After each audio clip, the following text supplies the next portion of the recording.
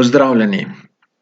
Moje ime je Tomaž Gorec. Danes vam bom predstavil moje potovanje v Černobil.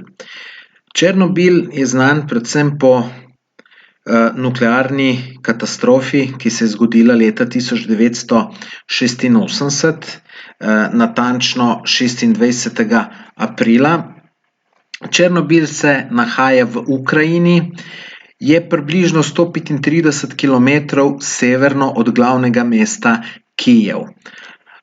Sem tudi pogledal na Google Mapsu, če bi šli do Kijeva z avtom, bi potovali 17 ur iz Ljubljane. Jaz namreč s sopotnikom sem šel z avtom, seveda ne v enem kosu, ampak so se s sopotnikom prej tudi ustavila v Lvivu, to je tudi eno zelo zanimivo mesto v Ukrajini, ampak tema tega današnjega videoposnetka bo pač ta potovanje v Černobil. Zdaj, midva sva s tem sopotnikom sva prišla do Kijeva. V Kijevu pa je treba oziroma že prej je treba najeti agencijo, ker v to, se pravi v to področje te jedrske elektrarne se gre lahko samo z turistično agencijo. Namreč to je zaprto območje, kjer moraš, da noter prideš podpisati cel kup dokumentov, to so bolj taki dokumenti, da pač jih ne boš tožil, da če bo kaj narobe in tako naprej. Ampak v bistvu se da iti samo z agencijo. Glejte, mogoče je tudi še kakšna druga varianta, ampak jaz jo žal ne poznam. Zdaj, glede na to, da je Ukrajina zelo poceni država, da so tam njihova povprečna plača je manj kot 100 evrov, je tale izlet, bi rekel, za njihove razmere kar drag in pride tam okoli 110 do 130 evrov. Ampak, glejte, nikakor ni nobenega pomisleka, da se to ne bi izplačalo iti. Ker to je res ena najbolj zanimivih stvari, kar sem jih jaz kdaj videl na potovanjih. Nikakor ne najlepša, ampak najbolj zanimiva. No, takole preden pridemo v ta, se pravi, v to območje, ki je zaprto, nas pričaka takale tabla, tako da in tukaj nas tudi potem pregledajo, popišejo. Tole sem posnel malo videa, tukaj se ustavil, se ljudje malo slikajo, kakor vidite, in tam malo naprej so pač neka policijska ali celo vojaška kontrola, ke te malo pogledajo. Celo radioaktivnost mora zmeriti, ampak ta radioaktivnost zmeriti, to je bolj tako, bom rekel, to je bolj tako, da pač zmeriš zato, pač da imajo oni tam en del. To je potem že v tej zaprti coni, smo se pač nekje ustavili, tukaj se ni še nič posebenega dogajalo. Tukaj smo se tudi ustavili na enem placu, ki je bil kao, tele table, ki jih vidite, so pač kot križi za vsako vas, ki je bila izseljena. Namreč, ko se je zgodila ta nuklearna nesreča leta 1986, to je bilo med prvomajskim prazniki, jaz se še spomnim, ke sem bil takrat otrok, v prvi letnik srednje šole sem hodil, se spomnim, da je to bilo in so nam tudi starši prepovedali biti veliko zunaj, veliko te radioaktivnosti je bilo prav čisto na tleh, tako da se niti ni smelo jesti zelenjave iz vrta in tako naprej. Ampak to, kar je bilo pri nas radioaktivnosti, to ni čisto nič v primerjavi, kar je bilo tukaj. No, tukaj smo se tudi ustavili v nekem muzeju, ki je bil odprt samo, mislim, da dan ali dva, potem je pa pač ta nesreča se zgodila in se je ta nesreča zgodila in potem pač seveda ni bil ta muzej več odprt. Tukaj smo se ustavili nekje, ko so imeli razstavljene vse te, bi rekel, napravce, bi rekel, neke vrste daljinske robote, ki so jih imeli za čiščenje teh radioaktivnih delov okoli elektrarne. To je zdaj v detalje, vam jaz to ne bom razlagal, je pa na YouTubu cel kup zelo, zelo dobrih filmov na to temo, dokumentarnih. Če vas zanima, si jih poglejte. Jaz sem žal tak človek, da običajno me neka stvar začne šele zanimati, ko jo vidim, ne. In ta Černobil mene ni nekaj zelo zanimal, da bi rekel, da bi ga prej nekaj ful naštudiral. Po tistem, ko sem pa pač tam bil, sem pa potem cele dneve zvečer, preden sem šel spat, sem na YouTubu gledal te dokumentarne filme o Černobilu. Tako močno sem bil navdušen nad tem, ne navdušen, tudi zanimalo me je, ker kakor boste naprej videli, boste videli, to je res ena izredno, izredno zanimiva stvar.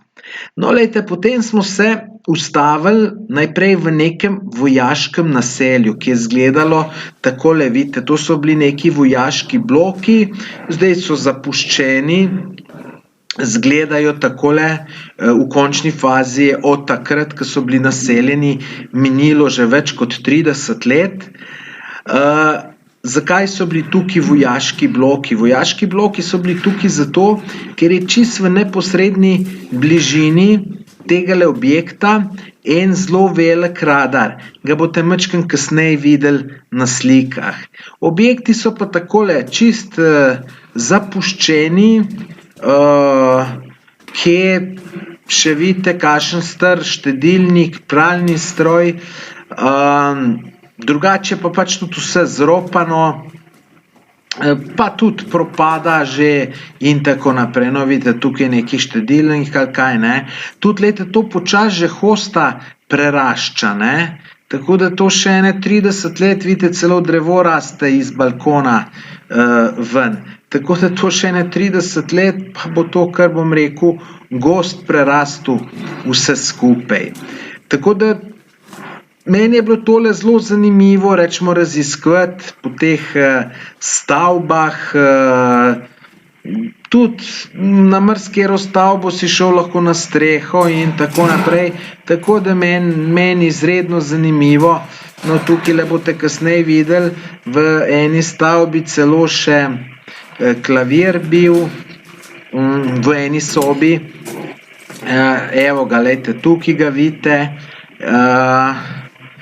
Vodič je celo spodaj rekel, tisti, ki bo prvi klavir našel, bo kao neko nagrado dobil.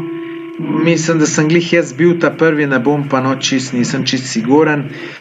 Tako da, ne, ko smo si ogledali tole stavbo, smo se pa odpravili naprej, no, to je še ena slikca tega klavirja. Tole je okolica, saj pravim, vse propade. No, tole je pa že ena bolj zanimivih stvari, ki smo jih tukaj videli, je pa en tak ogromen radarski sistem. Jaz mislim, da je tole dolgo majčkeno par metrov manj kot kilometer, visoko pa 180 metrov. Bivše ruske vojske. Vodič nas je spustil gor. Gremo pogledat, kako izgleda. Jaz sem zdaj nekje v 3., 4. štuku. Bom pa probal priti gor, čeprav je kar visok, pa zelo vroče je. Pa moram biti v teh dolgih rokavih, dolgih hlačah, ker so taki predpisi. Pa bom probal, upam, da se ne bo začel drti, ko me bo videl, da sem preveč visok. Evo, no, to je zanimivo tukaj, ne, ni nobenih kakšnih hudih predpisov, tukaj nas je pustil, da smo šli gor na ta radar. brez težav. Tudi pozabil sem povedati, vidite, v dolgih rokavih smo mogli biti, v dolgih hlačah, s tem, da je tole bilo avgusta, je bilo izredno vroče, po mojem 40 stopinj, ampak pač predpisi so bili taki, da smo mogli biti v dolgih rokavih. No, ta vodič nas je pustil, rekel, pejte gor, ne, samo on ni računal, da bo kdo probal čist do vrha iti, jaz sem si pa vzel ta cilj, da pridem čist do vrha, in kakor ste me v prejšnjem videu slišali, sem že rekel, da upam, da ne bo majster, se pravi vodič, da ne bo spodaj upu, ker me bo videl, da sem visok, in sem rekel, moram čim prej k podlasca prideti, čim višji, ampak sem ga malo usral, ker sem se tole snemal, tako da zato mi ni uspelo priti do vrha, ker se je zdaj, ko sem tukaj, se je majster že upul, da moram dol priti. No, pa si poglejmo še ta video do konca. Se mi zdelo, da bo majster začel upati. In je začel upati.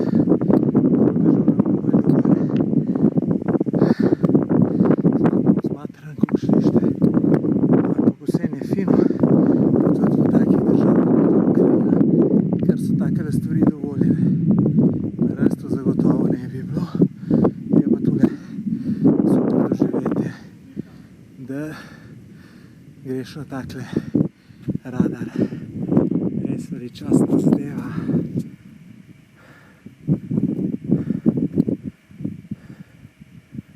Ete, je kar visok, ne? Če dol pogledaš. No, vidite, če tukaj pogledamo, vidite, koliko majhni so ljudje, skoraj se jih ne vidi. Takoj sem bil to že kar visok, se pravi nad polovico. Škoda, ker nisem ničkam bolj pohitel, pa da bi pač prišel do vrha, ker siguren bi bilo po mojem zanimivo, ne. Samo pač se ni dalo, kaj čmo. No, vmes, to smo bili na poti, bi rekel, proti elektrarni, in vmes smo se ustavljali v raznih vasicah. Tukajle smo se ustavili v enem vrtcu zapuščenemu in tukaj pa smo par slikic naredili. Tudi tale kraj, ne, v ta Černobil oziroma vse te vasice hodijo profesionalni fotografi zelo veliko, ker kao super slikice se tukaj da narediti po teh zapuščenih hišah in vse to. Tisto punčko, ki ste prej videli, ne, to v bistvu je pol vodič povedal, da to so fotografije tako naštimali, zato pač, da je lepa slikica. No, to je pa že ta znana elektrarna v Černobilu, ki je eksplodirala. To elektrarno so potem,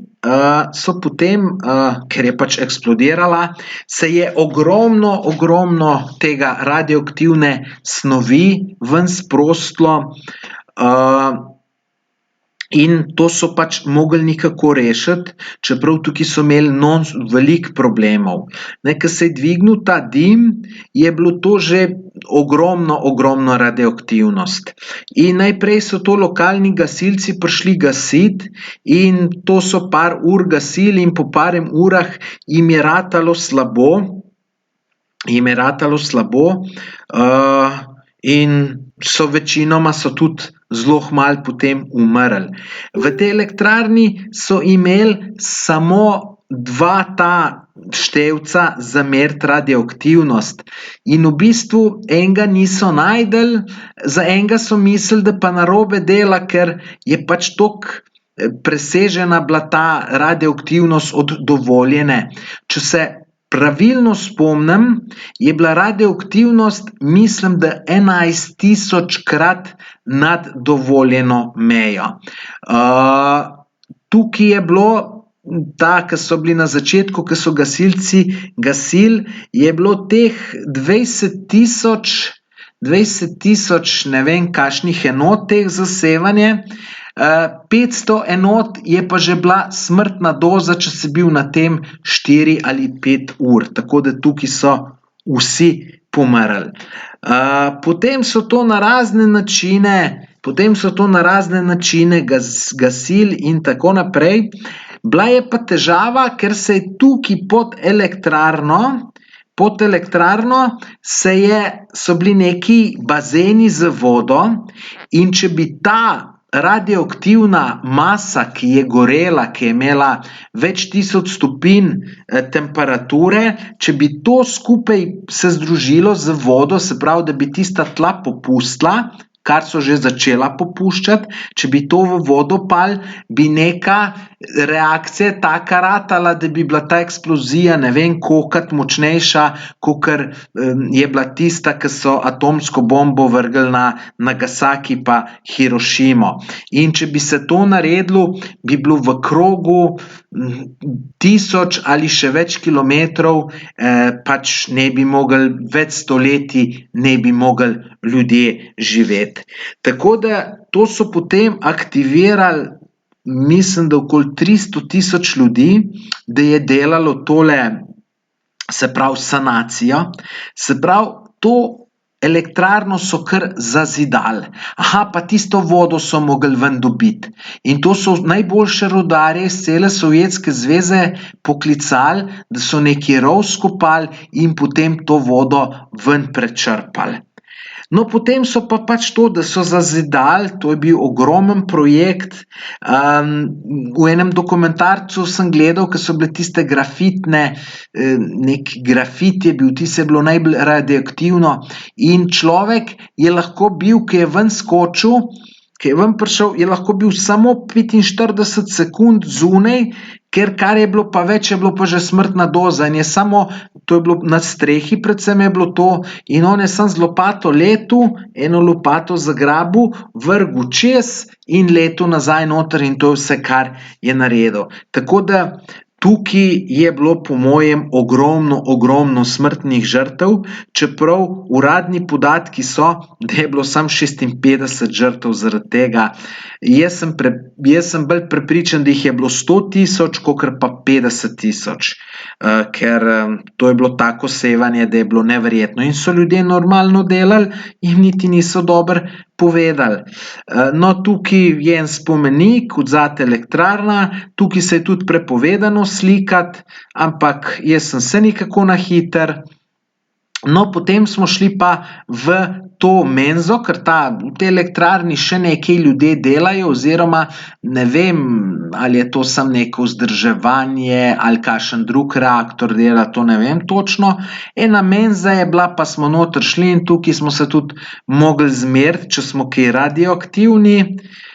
Potem smo tukaj eno takole, bom rekel, povprečno kosilo pojedli, to je bilo tudi v ceni vračunano.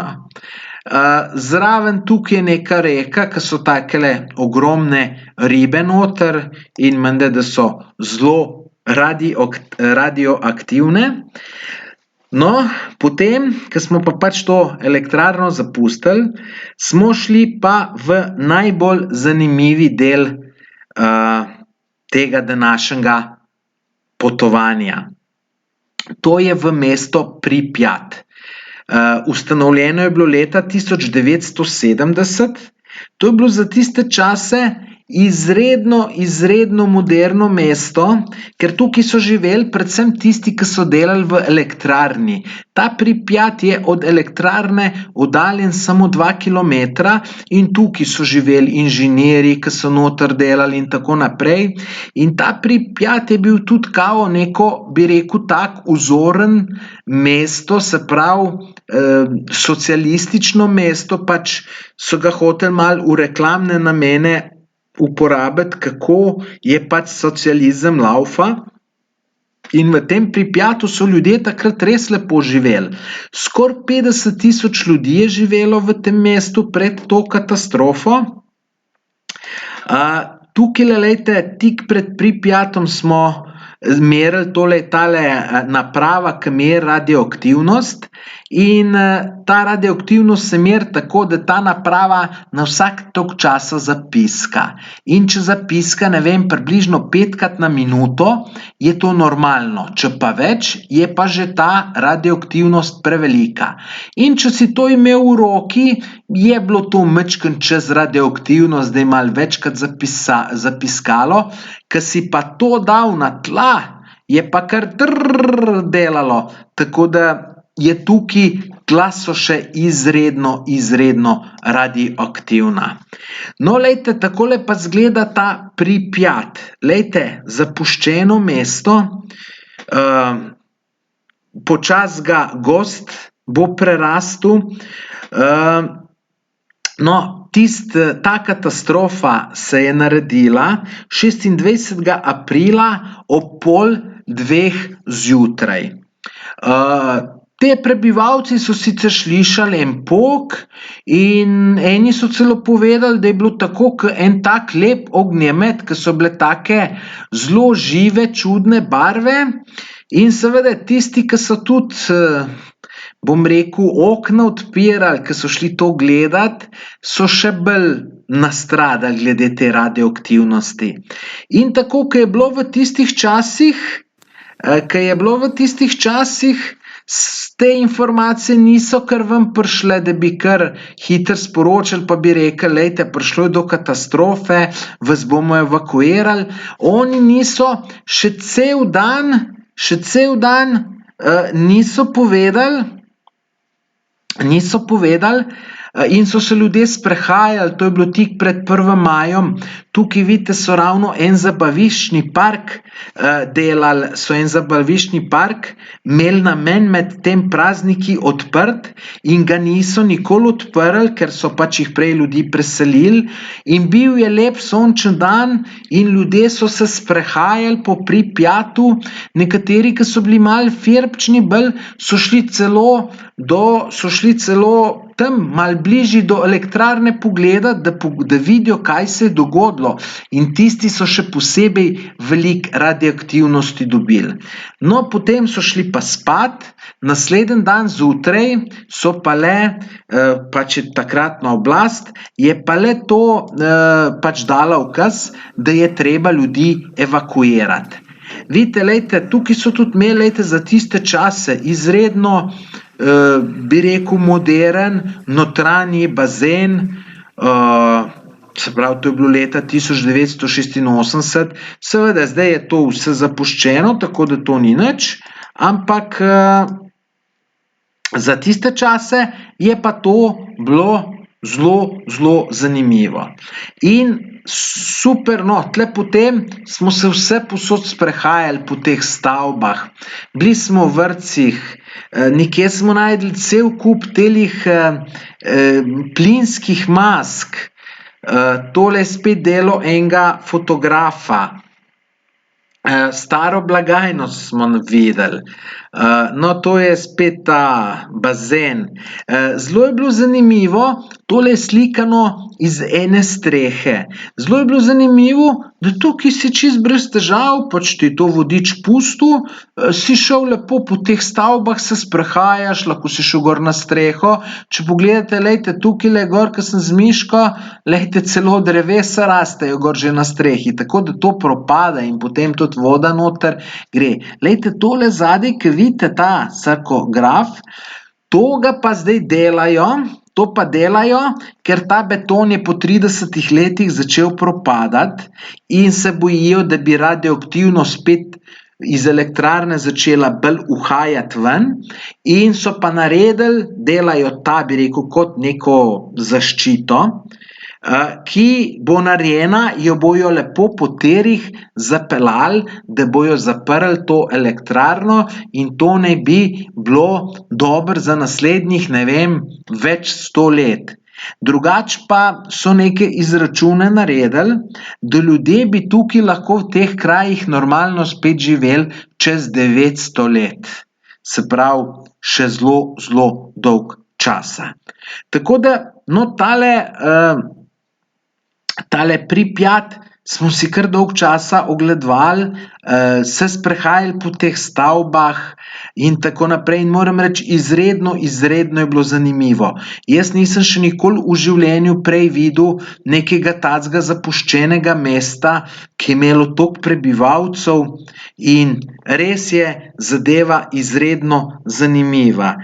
Te moje slike, ki jih vidite, niso mogoče glih najbolj kvalitetne, ker takrat sem malo slabšo opremo še imel, pa tudi nisem znal dosti dobro slikati, tako da je v resnici je malo lepše, kakor vi tukajle vidite na slikah. No, če povem še par dejstev o se pravi o Černobilu in o tej nesreči in tako naprej. Glejte, bilo je 300 000 ljudi so razselili.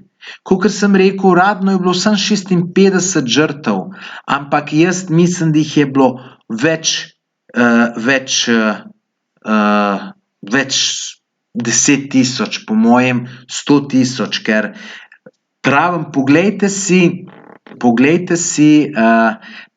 si kakšen dokumentarec in boste videli, to je neverjetno. Imate pa teh dokumentarcev na stotine na YouTubu. Samo vpišete Černobil in boste jih cel kup našli.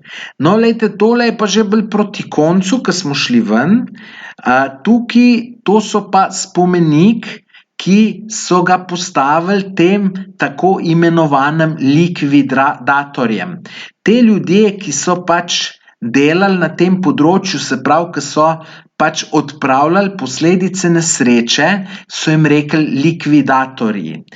In kakor sem rekel, ne, 300 000 teh likvidatorjev je bilo, ne vem koliko, celo 300 000 ali celo več, in po mojem jih je zelo veliko umrlo. Tako da pa gre tem ljudem zahvala, tudi mi smo jim lahko hvaležni, ker če bi takrat prišlo še do ene te jedrske eksplozije, mogoče tudi mi danes v Sloveniji ne bi mogli živeti, ker bi bilo vse skupaj preveč radioaktivno. Seveda veliko tega odvisno tudi, kakšni bi bili vetrovi, in tako naprej, ne. Recimo te vetrovi takrat, ko je bila eksplozija, so šli severno do Skandinavije, potem so pa dol na Evropo pripeljali. Zdaj, če bi šli vetrovi proti Aziji, ne bi mi tega skoraj nič občutili, če bi šlo pa k nam, bi pa to zelo, zelo občutili. Tako da te, ki so to delali, to so bili res pogumni možje, ne vem, ali so bili samo pogumni, ali so bili tudi malo neumni, ker so vedeli, da v najboljšem primeru, da jih veliko težav z zdravjem čaka, malo so bili tudi nevedni, malo so pa tudi morali. Saj če po mojem, če bi kdo rekel, da ne bo, ali bi ga kar takoj ubili, ali bi ga pa v kakšen zapor do konca življenja peljali. Tako da, glejte, to je to, kar se tiče mojega obiska v Černobilu. Glejte, na mojem blogu je tudi en super prispevek o tem, ki ga je napisal moj sopotnik Peter. Spodaj pod video posnetkom je objavljen link do tega članka, tam so tudi par lepih slikic, tako da si še tistem poglejte, pa tudi cel članek si lahko preberete. Drugače pa izredno zanimiva stvar in priporočam tisti, ki pač vas take stvari zanimajo, da si pač to greste ogledat. Jaz imam zagotovo še enkrat iti namen sem v Černobil, ne vem točno, kdaj bom šel, mogoče bom kombiniral še s kakšnim drugim potovanjem. Jaz bi zelo rad enkrat šel do Stalingrada, to se zdaj imenuje Volgograd. Takrat je bil med drugo svetovno vojno, pa pol v Sovjetski zvezi je to bil Stalingrad. To veste, da je bila zelo huda bitka za Stalingrad in to bi šel jaz rad pogledat, leži ob reki Volgi. Ampak to je še kar daleč naprej od Černobila, pa še zdaj ta vojna v Ukrajini naprej, ki je, potem tudi to pomeni, da ne moreš direktno iti, moraš po nekih ovinkih iti, tako da mogoče ni glih čist najbolj enostavno, ampak imam namen te kraje še obiskati. Drugače pa tudi Ukrajina je kar zanimiva za potovanje, zelo, zelo, zelo poceni. Meni je bil zelo všeč mesto Lviv, staro, prijetno mesto z avstro-ogrsko arhitekturo. Glejte, ni nekih velikih naravnih lepot, bolj je tukaj zanimivo ta način življenja, socializem, navade ljudi, zvečer je luštno iti malo po teh lokalčkih, trgih. V bistvu je to vse skupaj malo bolj upočasnjeno, ljudje so veseli, igrajo na ulicah, tako, meni je bilo zelo všeč, no, tako da, če boste šli, upam, da bo tudi vam, jaz zagotovo še grem, na vas je, da se pa sami odločite. Poglejte pa, kot sem rekel, kakšne te dokumentarne video posnetke na YouTubu, pa sem prepričan, da vas mogoče to prepriča, da boste šli pogledat. Tako da, to je, kar se tiče tega Černobila. Še enkrat poglejte si še članek na mojem blogu, spodaj pod videom v opisu najdete link. Tako da to bi bilo za danes vse. Lepo se imejte in želim vam veliko lepih potovanj. Adijo.